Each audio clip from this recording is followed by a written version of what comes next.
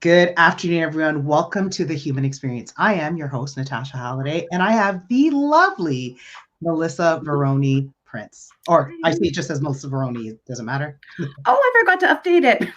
Yes. Yes, Melissa Browning Prince is great. Thank All you. right. Well, welcome. Thank you so much for joining and agreeing to have this conversation with me. Absolutely. I'm really excited to be here. Thank you All for right. having me. This is great. So I can see that we're live. Yay. I think the very first time I did this, my settings were wrong and I went Oh. live only to myself. I had my settings set to private. So I had to reshare later. Hashtag. So today we're talking about narcissism, narcissistic abuse, that sort of thing. And you are an expert, which is why I'm so glad to have the discussion with you. When I was posting, I kept saying, like, I hear all the time, they're narcissists, they're narcissists, and they're narcissists. And as much as I don't condone any inappropriate behavior, it's not all narcissism. So I wanted to start first with, can you give a definition, if you can, of what narcissism is? Oh, that's a hard one. I Is know it to that's a still see me? very, but just highlighting maybe the key components of what narcissism Okay. is and I entails. think I lost you. Okay, there we go. Sorry, I'm new to this. So narcissism is, a trait. It's a spectrum, really. And just like anything, there's, low kind of traits and then high full-blown narcissistic personality disorder. Right. It can be, I mean, we all have it, myself included, right? And sometimes it's like excessive self-focus, need for admiration, lack of empathy. On general speaking, it actually can be potentially situational or temporary. Like a lot of times, if someone is having an affair, for example, they might become a little bit more narcissistic than they typically would. They might become more, you know, what am I going to wear kind of thing, only focusing on them and getting better or their love interests, right? But that's not a pervasive thing. And that's when we talk about narcissistic personality disorder. It's pervasive. It's across many domains as well. The DSM has, minimum 5 out of 7 criteria actually have to be present and not just once in a while kind of thing. So I just interrupt for a quick second. yeah. Can you just let people know what the DSM is for those who don't know what that is? Oh, yes. It's the, how would you say, the mental health diagnostic statistical manual. I think we're on the 5th edition right now, if I think so. correctly. Okay. I don't know. I kind of count. It's a tool mental health professionals use to have hopefully shared language and treatment modalities as well. And so it's basically just to help guide us in that area. And it's regularly updated. Yeah, absolutely. And so narcissism, narcissistic personality disorder are things that are diagnosed that the criteria is presented in the DSM so that we have some guidelines, or well, doctors are the ones who diagnose, but Yes. Still some guidelines for understanding, certain criteria have to be met for it to be that. And so I feel like I'm probably going to sound like I'm in two camps because I think that's important to note. But I also think, and I think you've already spoken to this, that it's also important to address behavior that's harmful to somebody that might have some narcissistic traits. It may not meet all the checklist, enough of the checklist to be diagnosable, but there's still need to deal with that appropriately so that we're not incurring ongoing harm. Absolutely. Yeah. Totally agree. And here's the interesting thing, Natasha. A lot of times when people come in and see me or others in the field, they're like, well, do they have it? And it really, it matters in some aspect, but not fully, because the behavior is the behavior. It doesn't matter if you had a bad childhood. I think maybe we both have, but we don't cause harm, right? Or if you have a mental illness, or if you like the color red or blue, or if you had a bad latte experience at Starbucks, it doesn't excuse bad behavior. Not at all. Not at all. And I think that's a very key component, is that at the end of it, where there's nothing that's going to make us say we endorse or agree with or condone any harmful, hurtful behavior. Absolutely. Right. So just kind of curious if you can, and again, I know it's a bit tricky, if you can differentiate a little bit between narcissism and narcissistic personality disorder. Okay. I'll try my best. So it is a mental even though it's in the DSM, it's a personality disorder, it's not a mental illness. So I want to make that clear. In the DSM, there's even cancer, right? You could have mental health or mental health illnesses because of that, but it's too distinguishable. Am I speaking proper English? It's distinguished in that. I know what you meant. I'm like, blah, blah, blah. I need my morning tea. So the traits are pervasive, meaning it's consistent. It impacts the individual and several domains in their life constantly. So here's the trick. Fun fact, I don't know if you know this, Canada's actually probably the lead in personality disorder research. I don't know if you knew that. I did know that. That's fascinating. And so I know. that's interesting. Okay, because now I'm going to get into my mental health space in a different way. Yeah. Given that there are 10 personality disorders, 3 clusters, like that's a lot of stuff to be investigating and understanding and researching. But I did Absolutely. not know that. That's good and I think information. the second one, don't quote me, I feel like it might be Norway, somewhere over in beautiful Europe. But the thing is, what people don't understand is like, it's very hard to get that diagnosis. Right. It's probably because you're not going to come in and tell me my life is working for me because I focus on myself. I'm obsessed with things that are like, beauty, fame, I have lack of empathy, like all these traits that I think all of us have heard about.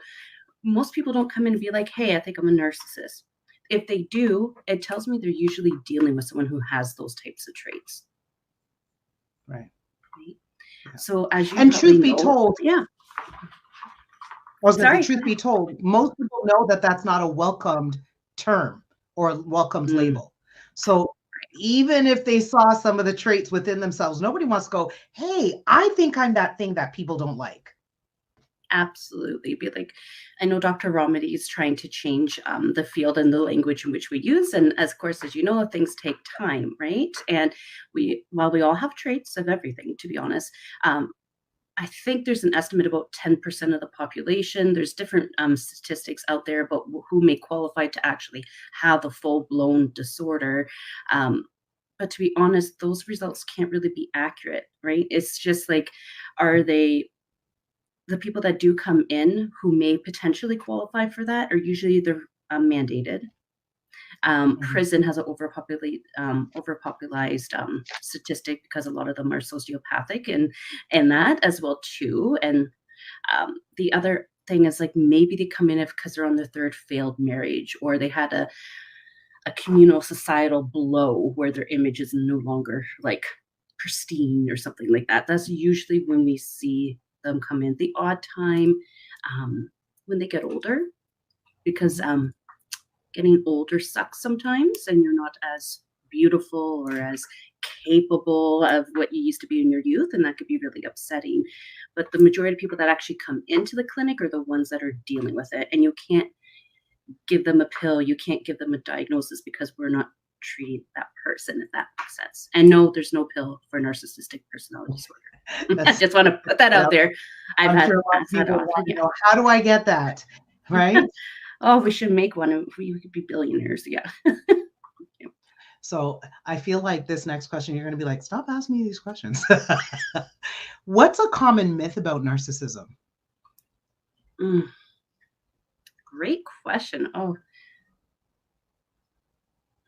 Maybe I'll rephrase that. So let's say someone's coming in. Let's say you're coming to see me, Natasha. I think I would say that it's your fault, or that you're responsible for them, or how they respond or react. Okay. That'd probably be the biggest one that comes to mind. That's good. So, I mean, given you do this work, I would love to hear some of your experiences, some of your both, because one of the things we know, school teaches you some stuff, but maybe I'm a little biased because I'm very much a hands-on learner, but so much learning is in the experiences, in the actual doing the work. Yeah.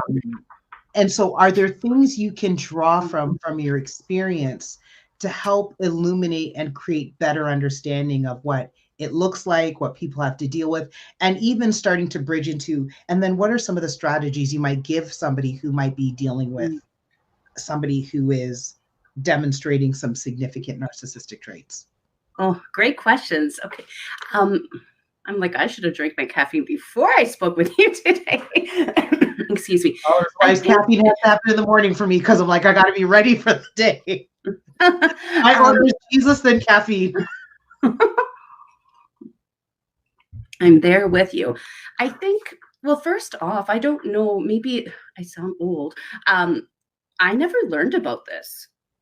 It was never in my undergrad program, never my master's program, any certifications I've done. And as you probably know and agree, we get into the field because of our own things, right? And I didn't know what this thing was. I just knew I didn't feel right.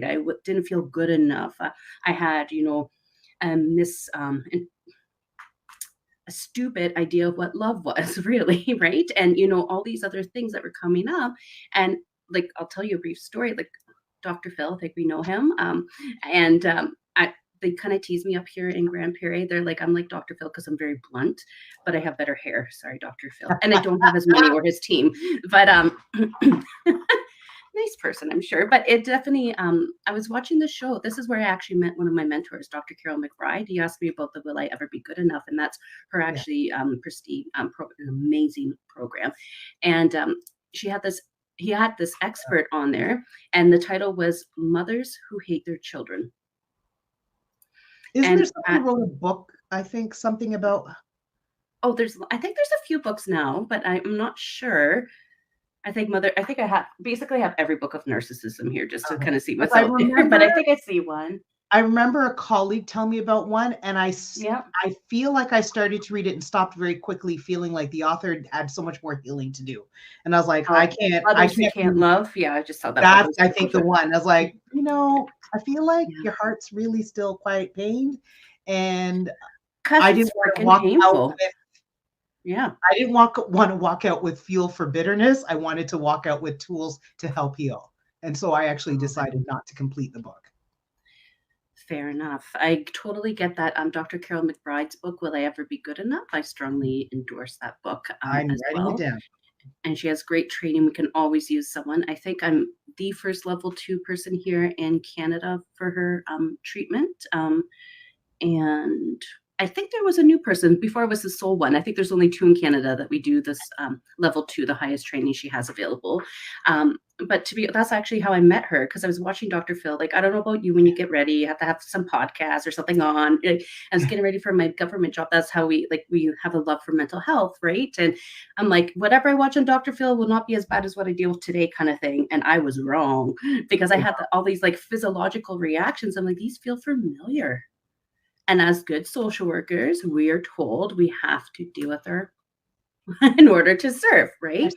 And so I'm like, who's this Dr. Carol McBride? She knows the story. She laughs at me. And I'm like, because he has the best of the best that comes on. And I got her book. Like, I'm up in Grand Prairie as far, so it takes a while. I opened her book. I read the first paragraph. I swore and I threw it out. And then I knew I had some work to do. In fact, I said, F you, Dr. McBride. And she and all our group here, they know I did that. And I'm like, crap, okay, well, I have some work to do, and it's painful, right? And that's actually how I learned about it, because we don't learn about it in school. We have our personal experience, and just because you've had personal experience, and I tell my students this as well too, doesn't mean you can treat it. There's a huge difference, right? And so I'm very like, okay, I went through my own therapy, my own thing, a lovely clinician I worked with, but she also didn't know. It wasn't until I actually had that moment of Dr. Phil in my bedroom sweating because I didn't have AC, trying to put on my makeup, and I'm like, what the hell is this, right? And then I had this huge rabbit hole journey, and it was painful, and it was isolating, and I didn't talk to my family for over a year. Oh, wow. Because I just couldn't. Because you learn about all these other things. Now, thankfully, there's more information coming up, but not all of it's good, unfortunately. No, right? I would concur. And that part of the reason I want to have this dialogue is because I have found that now we're going through surges of what the hot topic mental health issue is. It is huge topic, and we are diagnosing either ourselves too much or diagnosing others too much.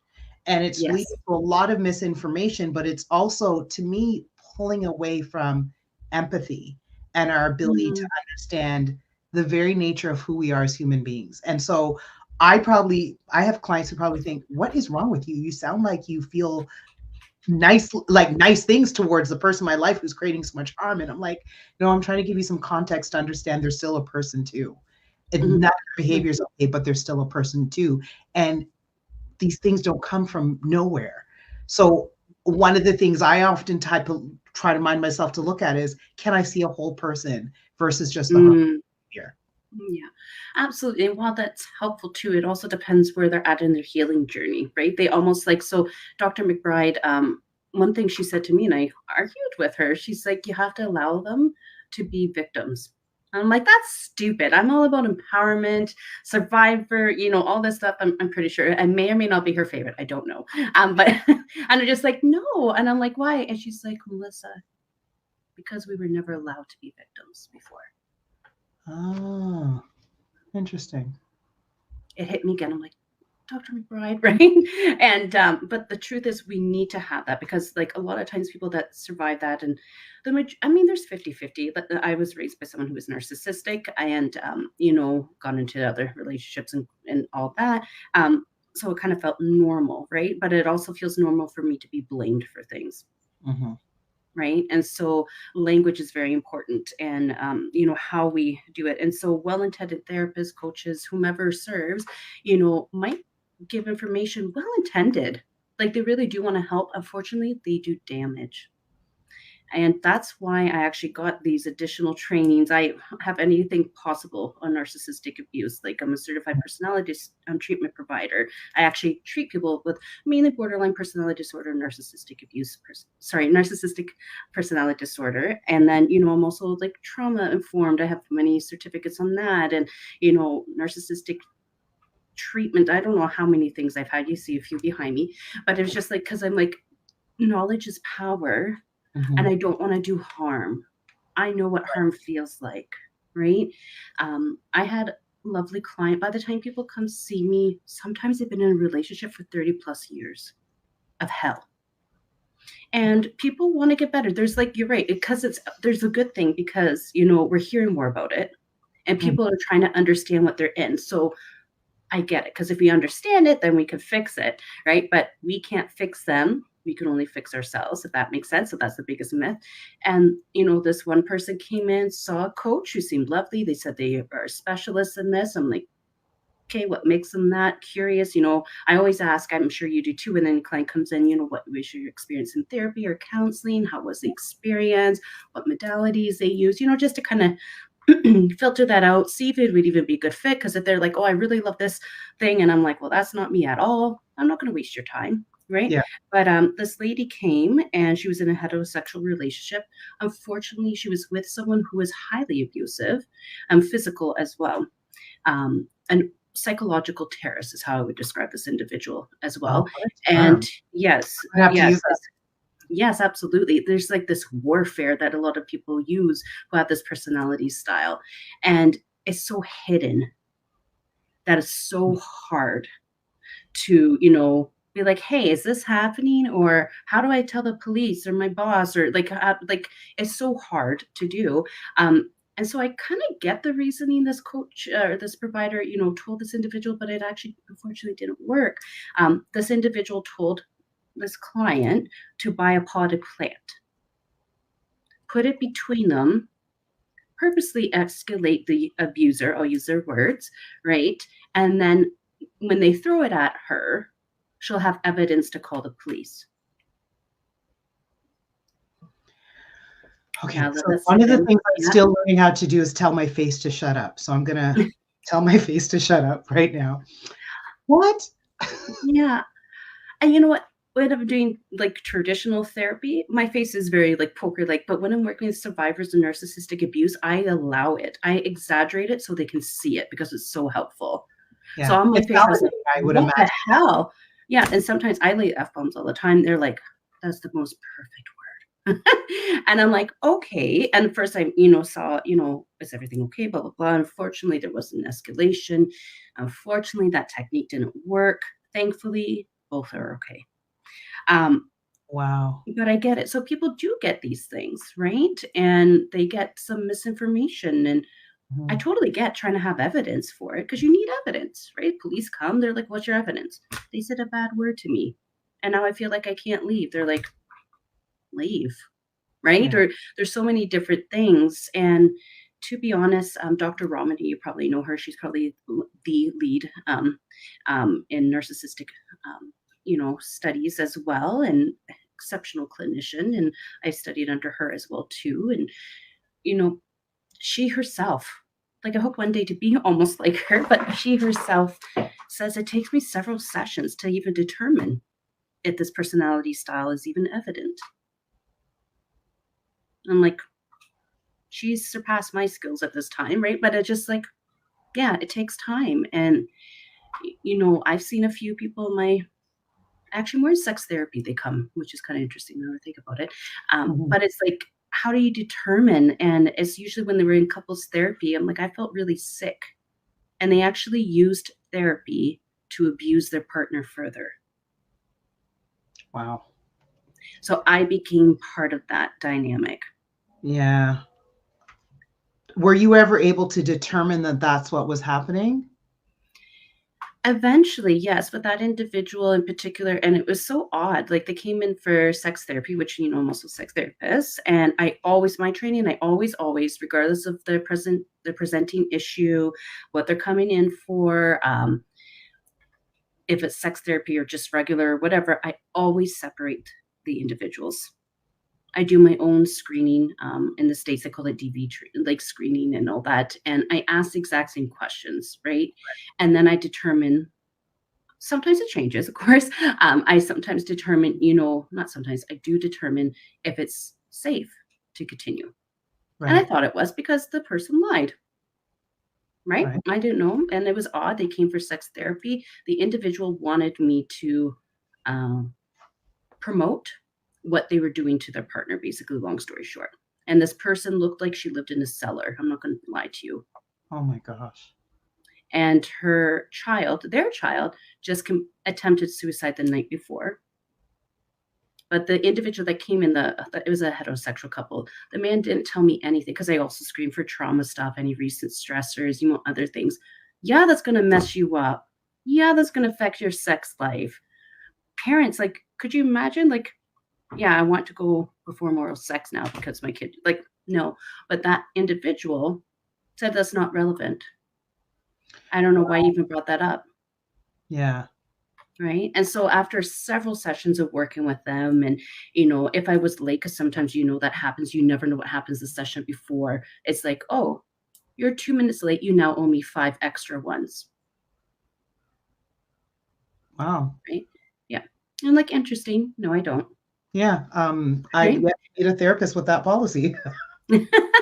Yeah. And it's like, and it's all these little testing and it's all these little things. And, look, I'll face it, I get more money when I see couples, it's more work. So yeah, as a business thing, you'd want to see more. But I'm like, I wasn't looking forward to seeing this couple. There was a lot Mhm. of other things that happened. I'm like, why is that? Because I really like challenging things, but I felt sick. Mm. And then I had to relate that feeling was what I used to feel like as a child. And then I realized it's almost like my narcissistic, like, I don't know what you call it, like what do you call it, like radar or something like that. And I'm like, why am I feeling this way? And I actually had to seek consultation. And I was like, that is why. Yeah. That is why I'm feeling this way. And then I changed how I address things because traditional therapy and couples therapy does not work in that situation. Right. His lovely partner spent 30 years with a therapist to try to learn in the moment in our session to say, I no longer want to do this one sexual act. I feel disgusted by it. Right. Stop sending me articles. Stop sending Melissa to tell me. Like, as a sex therapist, whatever you do, as long as it's safe and consensual, I'm cool with it, right? But 30 years that individual worked with someone. Wow. And then that person upped their game to come see me. They're like, you're an expert. Tell my wife she's wrong. My gosh. Yeah. And so I have these situations. So there's so many different times people come in, and after a while, and that took several sessions. And I'm like, why am I feeling this way? What are these weird behaviors coming? A lot of times people don't realize, they're like, well, I pay you this much an hour. I'm like, we do a lot of stuff behind the scenes, right? And you're paying, for my expertise, but you don't pay for me caring about you, which I do. Right. And so, like, after reflection, consultation, doing my research, I'm like, I need to change it. But if you Right. don't have that awareness, if you don't have that training, you don't have all these other things, and to be honest, vulnerability as well too, and self-reflection. Why do I feel this way? What's going on? You need to refer out. You need to do these things. So I don't know. I went off on tangents, really. So I see No, a lot of but things. Yeah. I appreciate that because I mean, there were several things that came up for me in that. That was, you know, the response you had, and a lot of times I think this happens to people. We are responding now because you had enough insight to check in, to consult. You didn't then get into, I never remember which one's transference versus countertransference, whichever one that would have been, probably countertransference. You Excuse me. probably did not then end up treating in a negative way, right? And perpetuating harm, right? Um, but there's so many pieces to that because one, we're at risk at this as therapists is if people aren't presenting the whole picture, it might take quite a while for us to get to that. So what do we believe and what's our approach based on the information we have, right? And then just even like thinking about, initially this wife, you're thinking, okay, I'm supporting you in this way, not recognizing that you were actually being part of the manipulation, which was reinforcing. Like there's just so many pieces to it. I think that's the part that I the more people talk about narcissism, Mm-hmm. there's two pieces that I hear the most is some people just think excessive selfishness is narcissism, and they're not one and the same. They're not nice to deal with regardless, but they're not one and the same. But when they start to see the crafty manipulation that can be part of narcissism and narcissistic personality disorder, and a lot of people, because what I get a lot of my clients are, they're just so floored by how the injustice of what's happening. And I'm like, I'm always trying to get my clients to understand, if you spend most of your time trying to understand this, you will not get anywhere. Because Yeah. if your mind doesn't work that way, you're going to frustrate yourself. And if you think about it being unfair, yes, it's unfair, but the goal is not to make them act in a fair way necessarily, because you can't make people do things. And Mm-hmm. for whatever reason that their thinking works that way, there's no guarantee that we can change that. Right. Which is why when I watched Dr. Ramani videos, I was like, oh my gosh, yes, talk to the people about the techniques, the ways to manage, the way to preserve self in the midst of. Yes. And Yeah. what I appreciate about Dr. Ramani is that was one of the first people I heard endorse, you don't leave every narcissistic relationship. Right. It's not always an option. Absolutely. It's not always a spouse. Very It few could be a do. spouse. Very few do. It could be a parent. It could be a sibling. It could be somebody caring for. It could be so many different Your boss, that's scenarios. a big one. Yeah. Yeah, and so I think that's Mhm. very important. So I don't think I asked you this specifically. How would you explain what narcissistic abuse is? Mm. Abuse is abuse, right? There can be, one of the biggest things that narcissistic people like to do, and I use that term loosely, of course, um, gaslighting is one thing. They have Mhm. this like psychological, emotional warfare. And so you see, I'm wearing a blue jacket, right? I work with people who have those traits quite a bit. I can be sometimes they're so amazingly good at it that I'm like, did I put on my black jacket? I'm not sure. Mhm. Right. And so they use this, gaslighting technique as a form of manipulation, emotional abuse to, control you and disarm you so they could continue to manipulate you. Right. It's disarming. It's actually one of the cruelest things they can do. Mhm. Money, financial abuse is another huge one I see as well. Any and all options. I mean, of course, there's physical, emotional, psychological, financial, spiritual, especially with cults, among other things. Uh, it's the same. the reaction to it might be different. There's a lot more research to that. It's very common for individuals who deal with narcissistic abuse or any abuse for that matter. But we've seen a lot of things with like crippling self-doubt, anxiety, fear, not even knowing who you are. Some people lose themselves completely. Like, what's your Right. favorite color, Natasha? Like, some of them can't answer me that. Wow. Yeah, chronic PTSD is very common. One thing also, like if I ever have time, if you know researchers, I would love to do this because my two loves of personality disorders and sex therapy, I combining them. A lot of us have unexplained fertility issues. Well, fertility is tied to trauma. So it actually, to me, it makes so much sense, but it's not not to the medical community, but yes. And Yeah. it's like, well, everything's fine and all that. But it's like, there's so many different things. It affects everything on a DNA level, really, right? And so there's so many things that can happen. I could talk about it forever. So I'm hoping to do an okay, like, surface level kind of thing if you have a specific question. No, this is helpful. The funny thing is whenever I start some of these dialogues, I'm like, or even, if you've done training, it's like you scratch the surface. Like, yeah. I'm like, what you go here and here? I'm like, I don't know what is that. How do you talk about what might have taken you 3 courses, 30 hours, 60 hours, whatever? How do you talk about that in a short space of time? And so the goal is this is not a course on narcissism. It's just to hopefully increase some of the understanding, dispel maybe a little bit of the misconceptions. Because again, maybe not everybody recognizes, as much as, again, we're not condoning any harmful behavior. True narcissism is something that's diagnosed and it meets certain criteria, right? And only doctors can diagnose. And very few would actually get the diagnosis because they won't go get help. Right. Now, I think the most important part for me, part of this discussion is looking at, so I'm in a narcissist, I'm not personally, I'm saying if, I'm using the general I'm in a narcissistic relationship.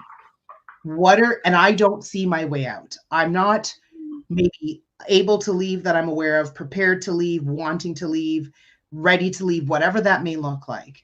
What are my options for then? And I love the term you use of psychological terrorism.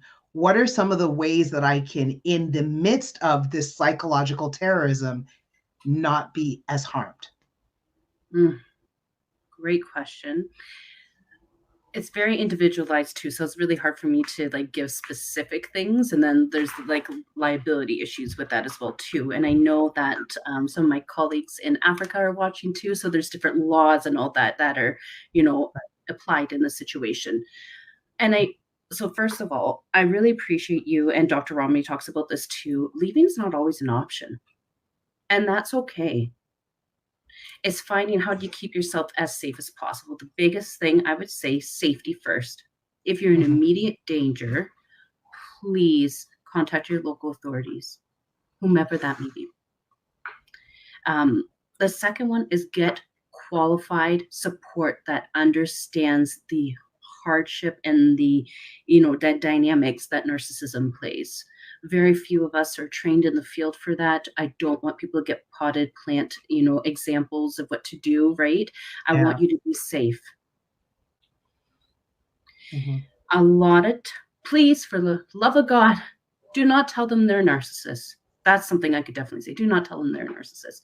I spend sessions trying to unravel that. To be honest, I actually spend a lot of sessions unraveling previous work of other providers, which I know is not fair to people, but it's just like, that's just going to escalate things. If I'm like, Natasha, you're a narcissist, which you're definitely not. You have a little lower scale of anything, just like, most normal human beings. You'd be like, no, you're not, you are. Right. And then you would just like have this battle. And for a lot of people that have, inability to control their emotions, among other things, it escalates pretty quickly. Right. Can I just add something to that? One of the things I often talk to people about in doing both in my therapy with clients, and even just when I'm doing mental health presentations, I talk about the pain that we create when we try to convince. So if I was dealing with a narcissist and I say to you, you're a narcissist, I could get into, and this is, I think, a big thing that there's a lot of power struggle potentially. When somebody wants to start fighting for their own stuff back, that's one of the reasons I'm like, how do we reduce harm? Because power struggles can be a different way of creating harm. I understand the desire to stand up for oneself when you feel you haven't been able to. But it's about learning the strategic ways to approach it so that you're not creating more harm or frustrating yourself. And I think we don't realize how much in communication we're often trying to convince. So I've tried to switch that to how can I provide information? And if I'm planting a seed, if it grows into something, fantastic. Even if it doesn't grow into something, my goal is not most of the time. I'm still going to do it sometimes. I'm a work in progress, like we all are. But my goal isn't to convince, because if I had that dialogue with somebody said, you're a narcissist, I'm probably then getting focused on, you better believe you're a narcissist so you can see how you've hurt me, and then you're going to stop. It's almost 0% of the time going to work out that way. Right. No one's going to be like, you're right, Natasha, I am. I went with this approach and that didn't work, right? So I often try to get people to see, when you're having dialogues, are you trying to convince people? Because we are responsible for what we communicate. We hope they receive it as intended, which is why we need to be intentional about using language in a positive, healthy way. But we cannot always guarantee how it's being received. Right. Communication is a complicated process, especially if you're talking to a manipulator. It's like, you know what I mean? Yeah. And I love what you said, you know, the convincing part. Absolutely. And I mean, I was just thinking about it like an example. So if I was working with someone who, let's say a loved one is struggling with some form of addiction, right? You generally would not give that individual the substance in which they struggle with. Right. So I tell individuals, would you do this? The majority of individuals will come back and be like, of course not. That would be harmful. Right. They usually think about them. I'm like, so giving people who you believe are narcissistic information, is that like substance? You're giving them the gun. Yeah. And saying, don't shoot me. Right. And narcissistic people generally are charming. They're generally lovely. Like the first time you meet them, like I've never felt more loved or attention and, you know, all these wonderful things. Well, what they're actually doing, they're gathering data. Actually, fun fact, dating, like the first part of the word is data. You're gathering data to see if this person's right for you and all that other stuff. They're gathering data to see how they can manipulate you. Right. Right. So Natasha's so lovely. She has this, and that. It is stored away. They're going to use it. Right. Now that she thinks I'm a narcissist, I'm going to show her what a real narcissist is one way they might go it. Or they now go research it. And then they, you know, try to like find other manipulation. It just becomes this huge like gaslighting event. It's ridiculous. Yeah. And I think that's one of the reasons I appreciate part of what Dr. Ramani has touched on is what the susceptibilities of people who have dealt with narcissistic people are. Because it starts to teach you, if you can start to learn that, you start to get information about, I've had this interaction for this amount of time. And essentially, I feel like we're like computers. So I've been coded in this way, but I sometimes don't realize then when I move to another program, the coding is still there. And that's what I think the susceptibilities are. So if I've learned to always feel like it's my fault, then I take that into other relationships.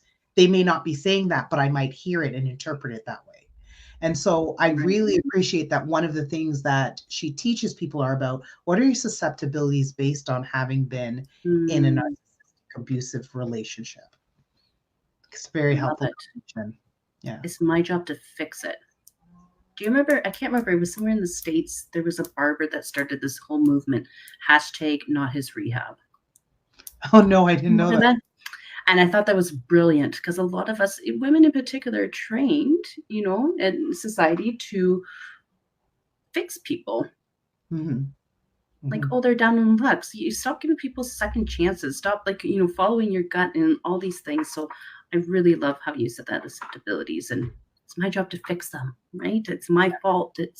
I'm never good enough. So this person who paid a small little attention to me, oh, I should do everything, right? Yeah.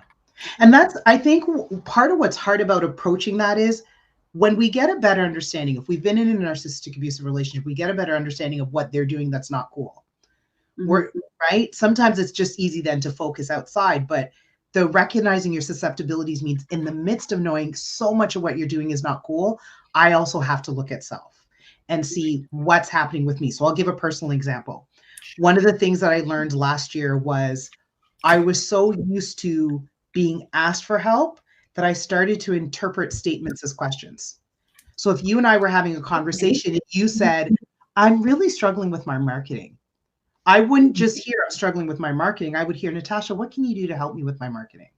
Even though that's not what you said. And so then I would volunteer a way to help. And then often on the side be upset going, I don't have the energy. I don't have the time. But truth be told, you didn't even ask.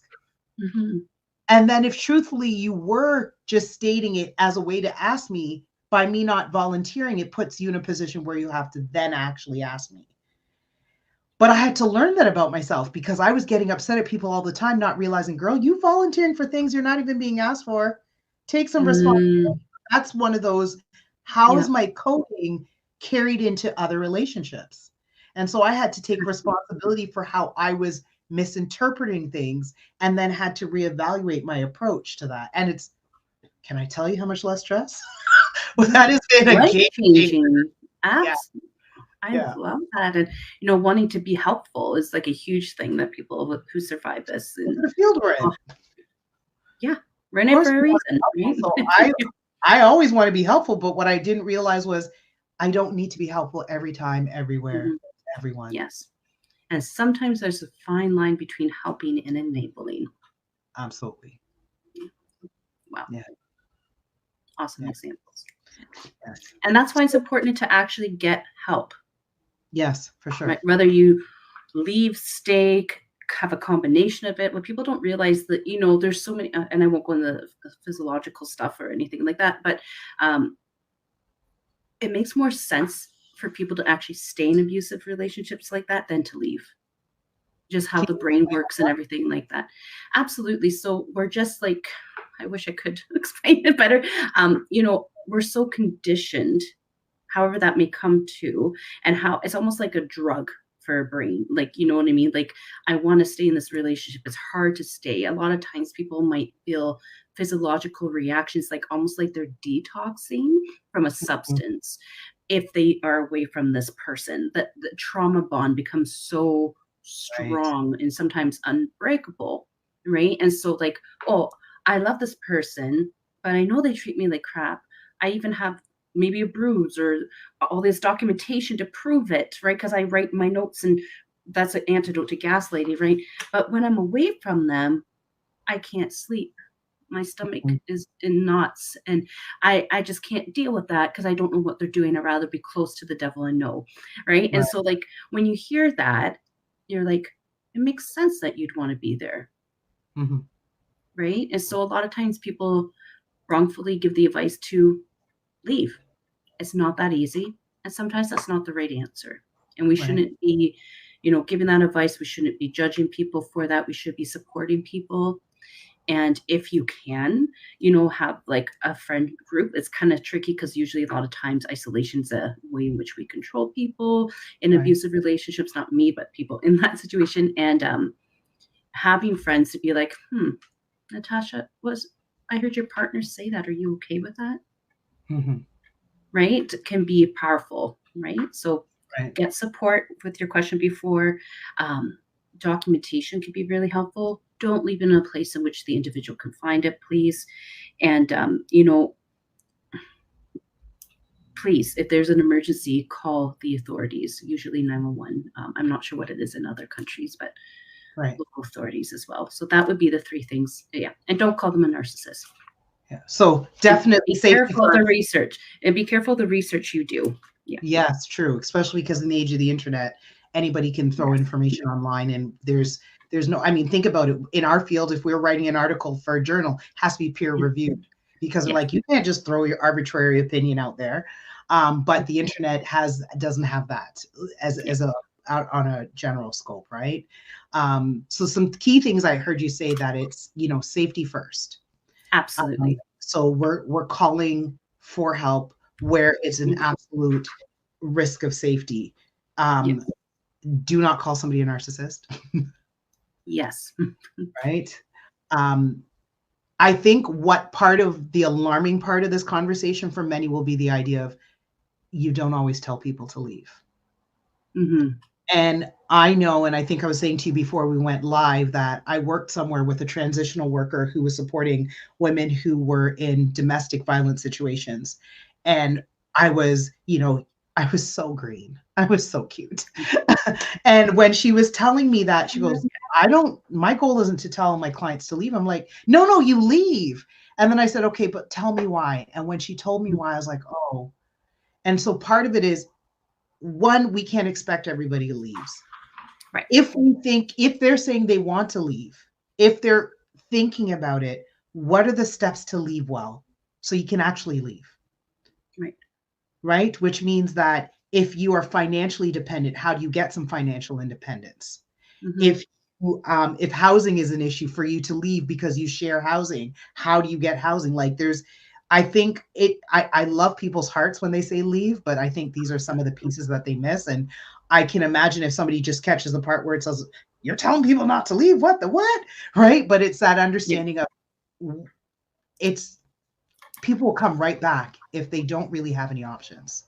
Right. Or they just won't leave. And then I know if I was in a situation where I felt I couldn't leave and people were like, leave, my thought process would be that I'm not going to discuss it with you anymore. Exactly. And then it's going to promote isolation and actually push me more towards the very person who's harming me. And what people may not realize, the general public, we know this, when someone's actually leaving an abusive relationship, regardless of what that abuse may be, they're at the most dangerous part in that time. Like that's when violence would escalate. And a lot of times, unfortunately, you become potentially fatal. Yeah. Right. So that's why, working with someone who's in the area who can work on an individual care plan that may potentially include, like you mentioned, housing, financial independence, maybe getting social services, things involved. There's also dependents, children, pets, elderly people, ill people that might be living with you. Identification. People, like narcissistic people, love to steal your passport. They love, you know what I mean? And getting your medications and all these things. Absolutely. Right. And so there's all these things. And so if you have children, that's the first thing they'll go after, but it's a monetary thing. The second one would be finances. Then it would be your livelihood if you have a job. Right. And then it'd be they have almost like a hierarchy. They're highly predictable, which is easy for me to help. The people think I'm some psychic when I'm like, this is what they're going to do in court next. And I'm like, they're like, oh my God, Melissa was right. And I'm like, no, they're just predictable. Right. But it's just you have to work with someone who gets it and someone who's going to not judge you and someone's going to walk alongside you and come up with an individual plan that sometimes might need to change depending on what's happening. Right. So don't tell people to leave. Encourage them to get support. Go with them to the appointment if you want. Find out how you could be an ally. Right. Yeah. So, yeah.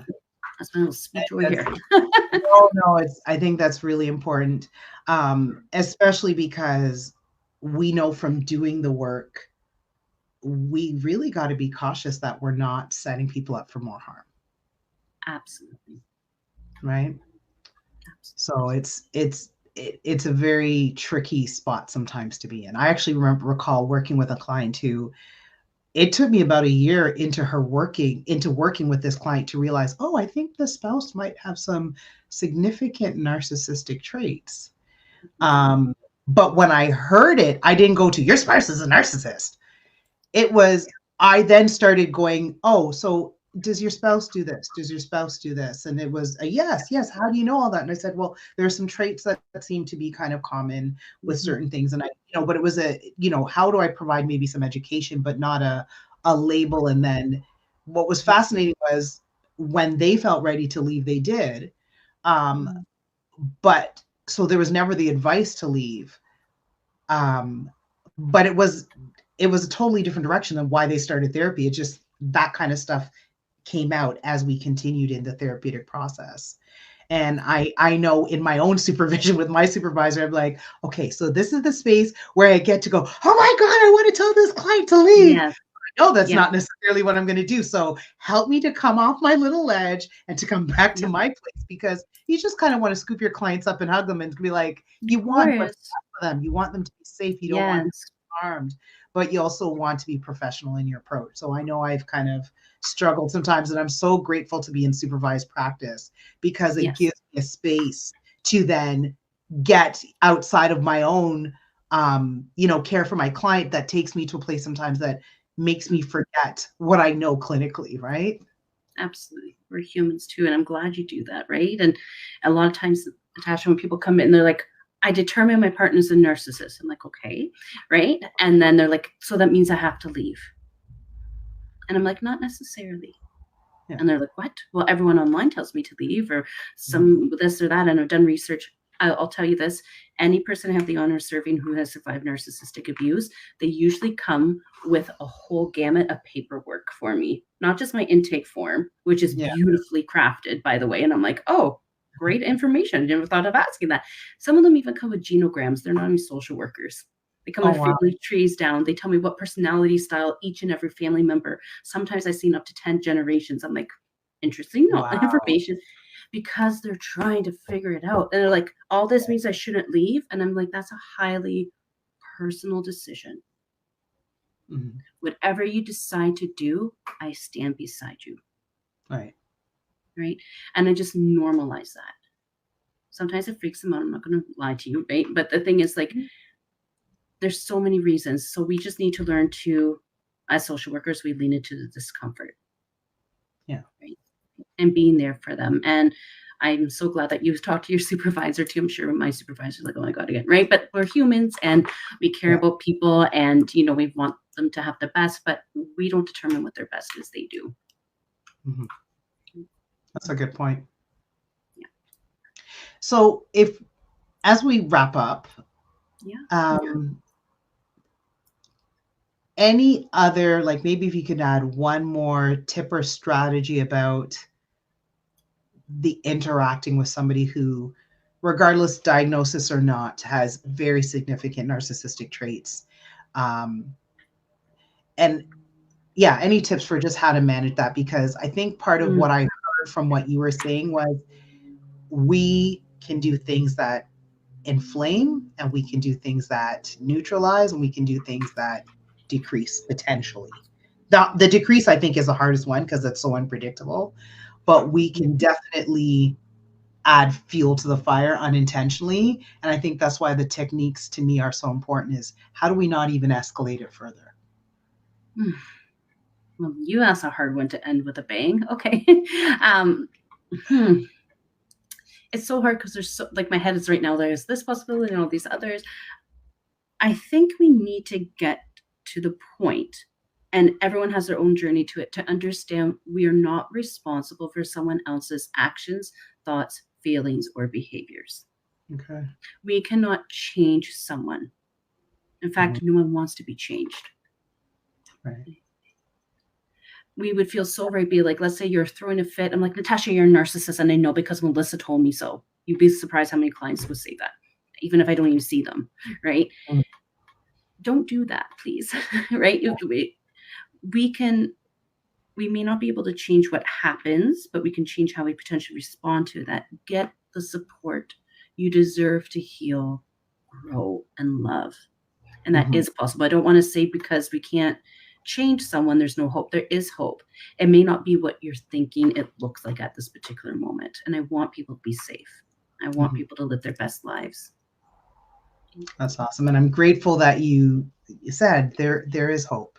It's not a doomsday kind of, there's no light in this. There can be light in the midst of this.